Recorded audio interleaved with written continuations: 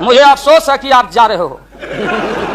कहीं मेरे चाचा बैठे हैं, गफूर चाचा, कहीं मेरा भाई बैठे हैं नीतीश कुमार, लेकिन धर्म अधर्म की बारी आई है।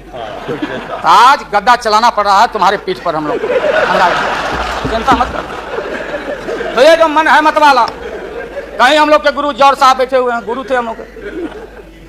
मुझे अफसोस है, मैं आता हूं कि ये जो मन है माननीय प्रधानमंत्री जी मतवाला, भोला, ठुमक ठुमक के थिरकता है, चाहे होली हो या कोई हो। जैसे आप थिरक रहे थे और हम कपड़ा फाड़ के पटना में होली गा रहे। ऐसे ही लोगों के लिए ये धरती ज्यों का पृथ्वी खामोश है, वहीं ज्यों का त्यों है। सूफी आए, संत आए, आपके सूफी संत जैसे अरवानी जी बैठ के उपदेश पढ़ा रहे थे। आपने सोचा नहीं कि आपका सत्यानाश क्या हुआ, किसने किया ये बात।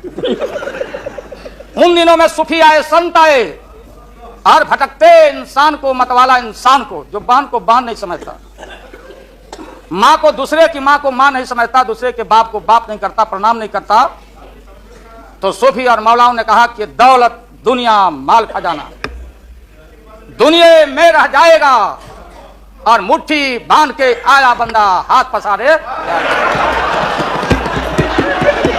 जैसे जैसे सन 77 में महोदय हम लोग को दिल्ली समझ में आया नहीं। दिल्ली में हम लोग जब आए, राज नारायण जी, जौहर साहब, चौधरी चरण सिंह जी, हम लोग उसी परिवार के लोग हैं महोदय, चाहे मुलायम सिंह जी हो और कोई हो या नीतीश जी उधर जो चले गए हैं। हमारे मुंह में सीधे 32 दांत है, उनके पेट में नीतीश के दांत है जो वहां चले गए। पेट में दांत, पेट वाला दांत बड़ा खतरनाक होता है। तो महोदय मैं सन 77 को याद दिलाना चाहता हूं, हम तो आपसे लड़ाई शुरू से लड़ रहे हैं, ये नई बात नहीं, किसी कारण से नहीं। जनता पार्टी का खंड खंड हुआ, कोई यहां गिरा, कोई वहां गिरा, कोई वहां गिरा।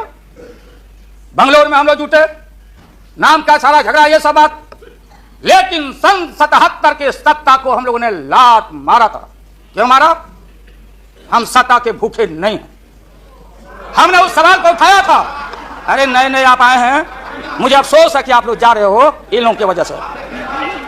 सन 77 में दोहरी सदस्यता का सवाल उठाया गया था मजबूती से हम लोग के द्वारा कि अगर आरएसएस में रहना है।